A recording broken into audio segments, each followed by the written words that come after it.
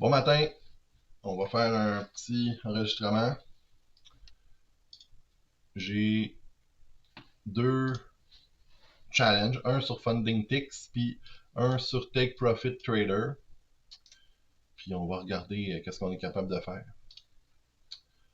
On va commencer par placer nos lignes, puis ce matin, je vais les placer sur l'or et sur le Nasdaq. Et moi, je vais les trader sur les micros, fait que sur MGC puis MNQ.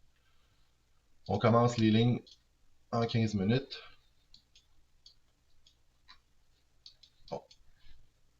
On utilise le horizontal ray, puis on commence.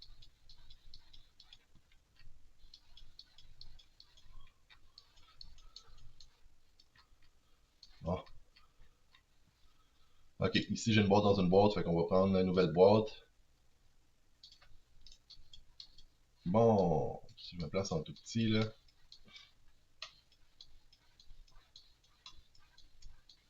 On est allé chercher des vieux niveaux.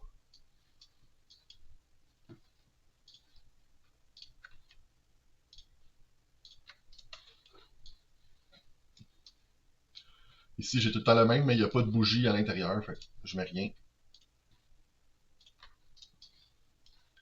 Je pense que ça semblait. Ah. Bon. Euh... Ok, fait que celle-là je vais le laisser faire, puis je vais y aller avec la nouvelle boîte. C'est plus clean. Parfait, on s'en va en 5 minutes.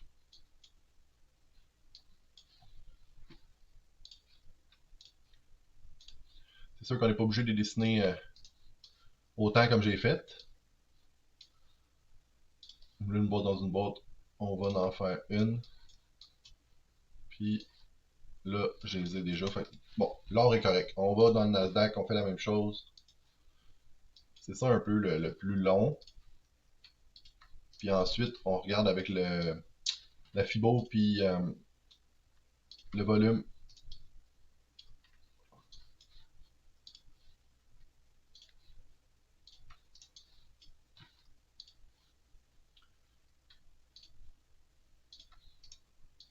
Comme si une boîte dans une boîte, là, c'est correct. J'en ai une autre en haut, mais si on se rend là, ça va peut-être être en janvier. Bon, on sait jamais. Mais je peux tout le temps les replacer un petit peu plus tard. Comme là, ils sont proches. Fait qu'on regardera, elle, il y a une bougie pas de mèche. Je veux dire qu'il y a une bougie, pas de bougie. Puis on s'en va en 5 minutes.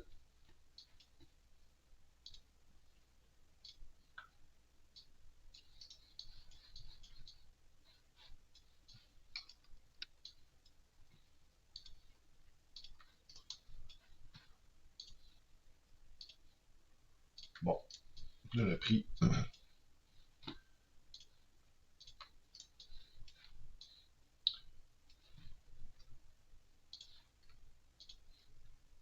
Ouais. Là, on va regarder un petit peu pour se donner une idée de distance.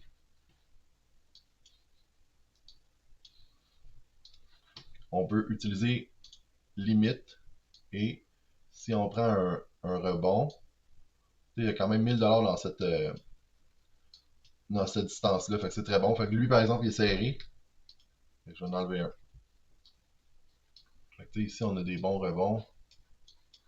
Fait que c'est intéressant. T'sais, lui, il est très grand, mais il y a peut-être du volume dedans. Puis si je vais regarder l'or, l'or, ils sont tout en haut, puis celui en bas, il est. On les a pas faites parce que c'était trop bas. Ok, on va aller les faire ceux-là. On peut en faire au moins deux dedans, là. Tiens. Fait qu'on a un autre gros espace. Bon. On peut aller en 1 heure. Puis on regarde un peu qu'est-ce qu'on a fait. On a monté, on a descendu, monté, descendu. On a monté. Fait que ça, qu'est-ce qu'on fait? On peut vérifier une coupe de. C'est comme. On a une zone avec la 61-65. Fait que. On peut s'attendre qu'un jour il descende jusque là pour remonter. Mais là, on est en 1 heure. Si on va un petit peu plus proche, on a un Belwick ici qu'on peut utiliser. avec la wick en haut. Là, on a rebondi direct sur les 61-65. Fait que ça se peut que là, il aille à rebondir un petit peu plus haut. Il faudrait que je le pogne de haut en bas, de bas en haut. Moins évident, là.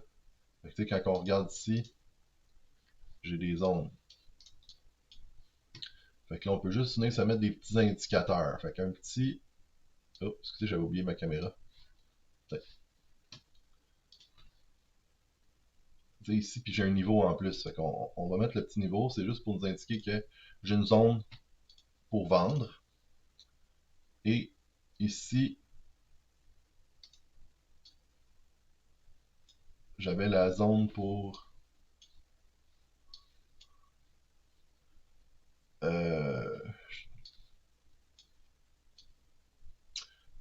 61, 68 ici, puis l'autre, c'est l'autre chiffre. Ah, c'est ça, on était ici à peu près. Fait que c'était bon. Là, on a rebondi dessus. C'était l'autre que j'ai enlevé.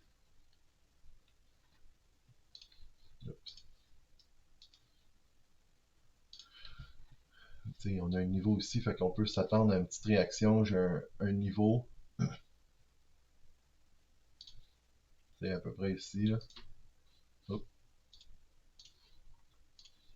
Ici, je vois une petite zone d'achat. Bon, parfait. C'est juste à titre indicatif. L'outil ici, Fix Range Volume Profile. C'est la même chose. On sélectionne un bas. On peut même aller jusqu'au début. Fait que ça, c'est bon de dessiner ces niveaux-là. Tu vois, on a eu un direct dans le milieu. C'est des niveaux qui font réagir le prix. Tu vois, on a eu un ici. On peut les prendre en considération, mais c'est moins fort que les niveaux qu'on dessine. Là, c'est sûr qu'on est en 1 heure. Si on va en 15 minutes, on peut regarder ici. Même chose jusqu'au début. Fait qu'on est en train de rebondir sur le niveau. Fait que le restant, c'est quand même bon. On peut regarder plus loin aussi.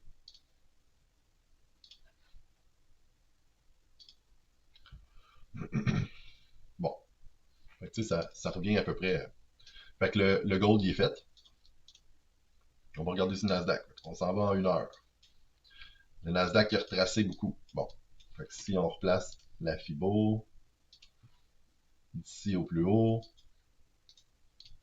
j'ai un niveau direct sur le 61-65. C'est un autre buy zone. Fait qu'on peut s'attendre que là, il est prêt à monter. Ensuite, on peut aller à un plus haut jusqu'en bas. On a un autre ici. Une autre zone qui est sur nos lignes. Fait que c'est juste des places où ce qui va rebondir par en bas. Fait que ici, je vais mettre une seule zone. Fait qu'il va aller accrocher les autres, mais rendu là, il y a des risques qui descendent. On peut regarder le volume. Lui, on a des beaux niveaux, fait que le volume. Bon, tu sais, sont beaux, les volumes direct sur mes niveaux. Puis si on va plus proche.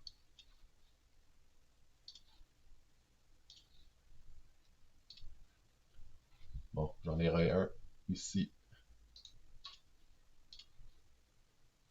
Ça peut couper un peu. Bon, mais on a fait nos niveaux, c'est très bien. On enregistre, puis on est prêt à attendre. Je vais les...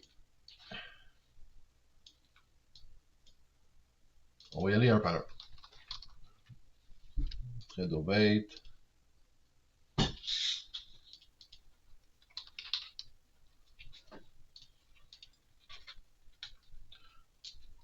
On va commencer par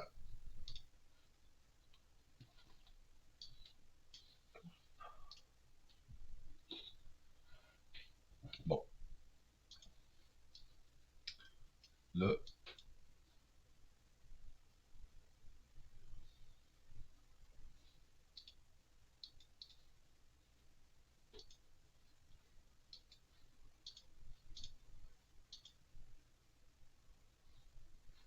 c'est ça.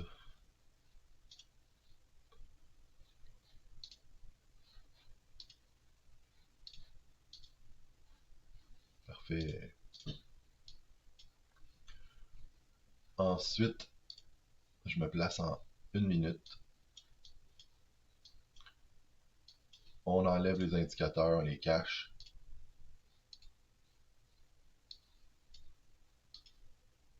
Ah, il n'y en a pas.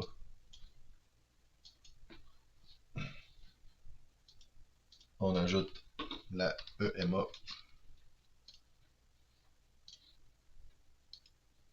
On la met à 200. C'est un excellent indicateur pour la trend, mais il faut la regarder minimum en 15 minutes. Parfait. Bon.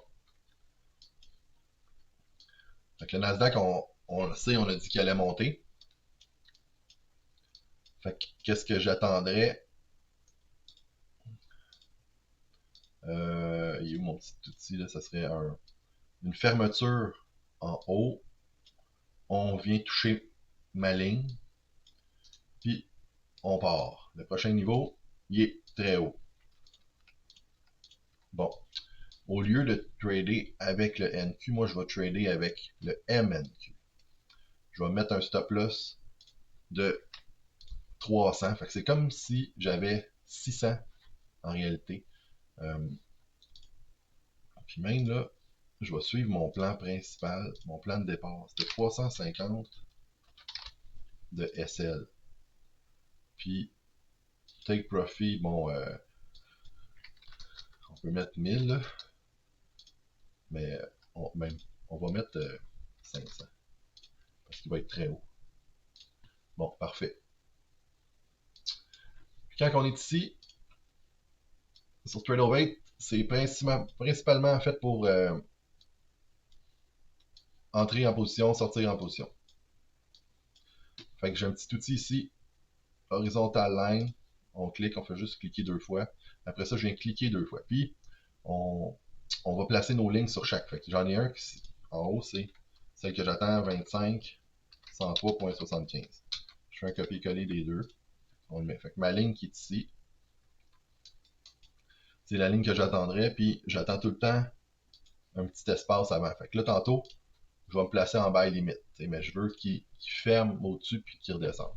On va aller faire l'or. L'or, j'ai un niveau le plus proche. C'est. Non, je m'en vais en 1 heure là. Ouais, les deux sont haussiers. Fait que c'est bon. Fait que je vais mettre les deux vu qu'ils sont proches. Horizontal line, on les met là. 43,60.4. Donc le picole, on le colle là. On save. On vient d'en remettre une nouvelle. C'est de la misère. L'autre c'est 43,64.8.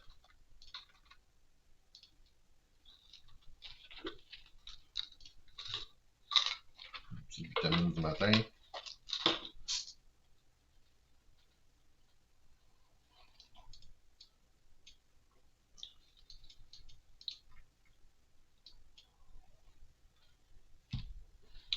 Fait que pour vous donner une idée, ici, la distance, c'est 450. Fait que ça donnerait la moitié en micro parce que j'utilise 5 micros. Ouais, 5 micros. Puis 350 stop loss. Parce que 350 stop loss avec un mini, c'est bon, mais des fois, je viens me sortir. Là, je veux pas mettre 500 de stop loss. Fait que là,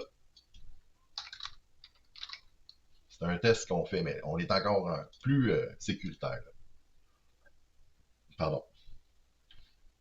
Ici, je le vois en micro. Fait que lui, je peux tout le temps venir la mettre plus haut. Là. Mais c'était des niveaux que j'avais.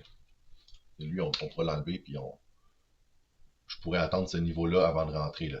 Il y a un 700$, fait que, on va y aller tranquillement. De toute façon, avec le challenge Take Profit Trader, il faut 5 jours de trade. Il ne faut pas que tu fasses plus que 1500 par jour, puis il faut que tu atteignes 3000$ de gain. Ensuite, avec Funding Ticks, il faut que tu fasses 2500$ en 3 jours minimum. mais il ne faut pas que tu dépasses 1000$ par jour. C'est des règles de constance.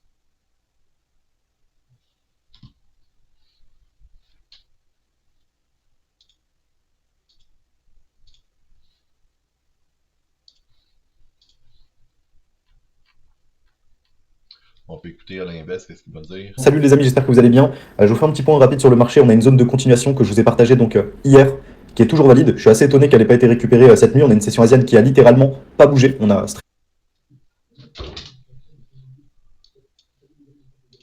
Je vous fais un petit point rapide sur le marché. On a une zone de continuation que je vous ai partagée hier, qui est toujours valide. Je suis assez étonné qu'elle n'ait pas été récupérée cette nuit. On a une session asienne qui a littéralement pas bougé. On a strictement rien vu. On a actuellement une petite réaction de 50 pips, 60 pips sur les 50% pile du niveau. Donc c'est pas quelque chose qui vient d'invalider le setup.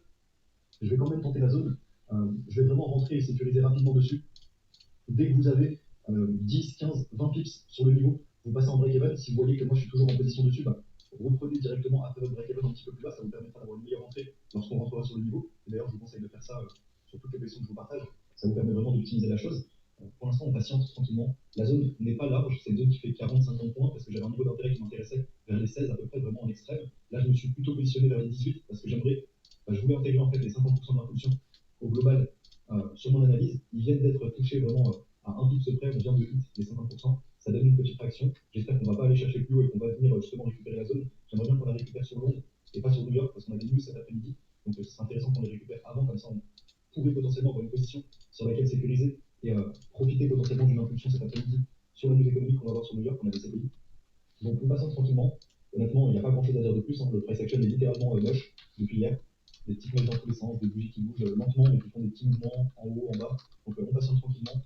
Dans tous les cas, on est acheteur. Ça reste une zone à risque parce qu'on est vraiment sur une zone de continuation alors qu'on a échoué déjà 4-5 fois à casser la TH. La TH, quand je dis la TH, a cassé plutôt le point haut des 4347. Donc pour moi, ça reste un niveau intéressant. On a les 50% de la dernière impulsion, mais il faut quand même garder en tête qu'on a beaucoup de liquidités à aller chercher plus bas. Donc c'est vraiment pas mon setup favori. On va dire qu'en intraday, c'est pour moi le setup le plus intéressant. La zone d'hier que j'ai laissé en zone de réflexion sur l'analyse m'intéresse beaucoup moins aujourd'hui, puisqu'en fait, c'est plus cette zone-là qui a cassé la dernière structure. On est vraiment sur la zone que je vous ai mis donc vers les 4318.4 à peu près. C'est elle qui a cassé le dernier point haut, créant ce breakout structure, donc potentiellement cette continuation haussière. Et si jamais cette réaction qu'on va avoir dessus et la position qu'on pourrait potentiellement prendre vient nous amener un nouveau breakout structure à la hausse, dans ce cas-là, on pourra aller chercher vraiment beaucoup plus haut, puisque ça voudrait dire qu'on aurait enfin cassé les 4350 à peu près pour aller chercher justement une continuation haussière qui pourrait s'expandre beaucoup plus facilement, du moins s'étendre beaucoup plus facilement. Donc voilà, c'est mon point de vue global sur le marché ce matin. Pas grand chose de plus, honnêtement. Je veux dire, vous regardez les graphiques comme moi, vous voyez que c'est assez moche ce qu'on est en train de faire, surtout en low time frame.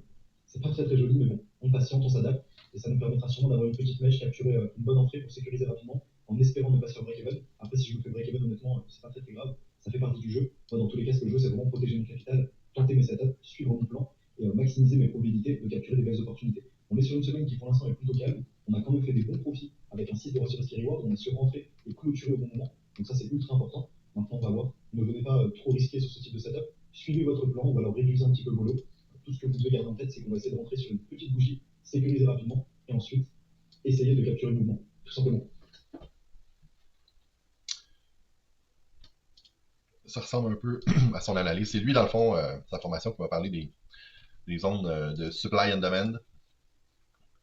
C'est des grosses zones où il y a eu beaucoup de ventes, d'achats. Ça agit comme un aimant, si on veut. Ils vont aller rebondir dessus. Ils vont aller chercher toutes les ventes.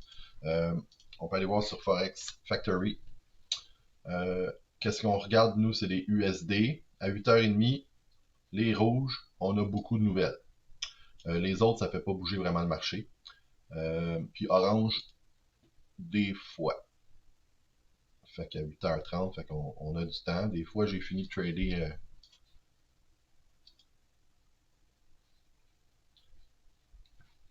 avant ça. Là, je peux pas ouvrir mon autre compte parce que des fois, c'est deux sessions différentes.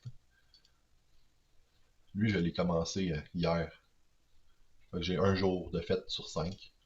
Si j'ai pas d'opportunité, ben, je vais juste prendre un petit trade, là, faire un petit 50 ou 100$, puis ma journée va être faite. Donc, lui, on commence à se rapprocher.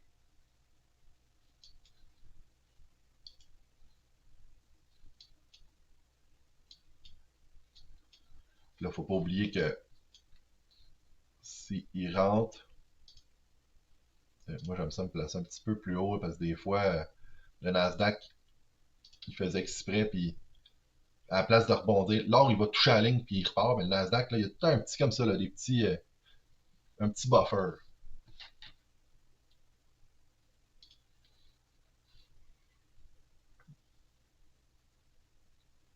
Plus que le temps avance, plus que ça va commencer à bouger.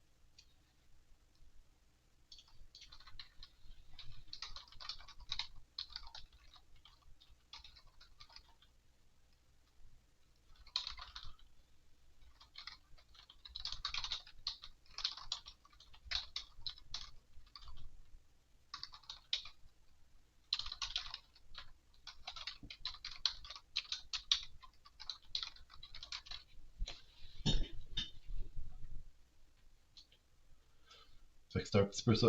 Il faut être patient. C'est long.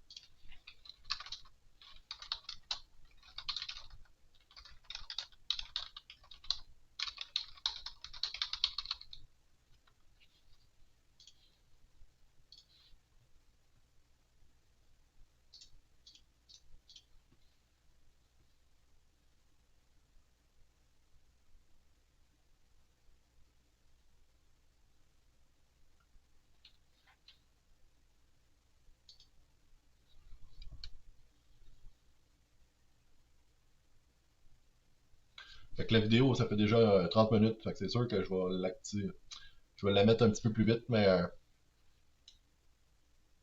ça donne un petit peu ça les matins.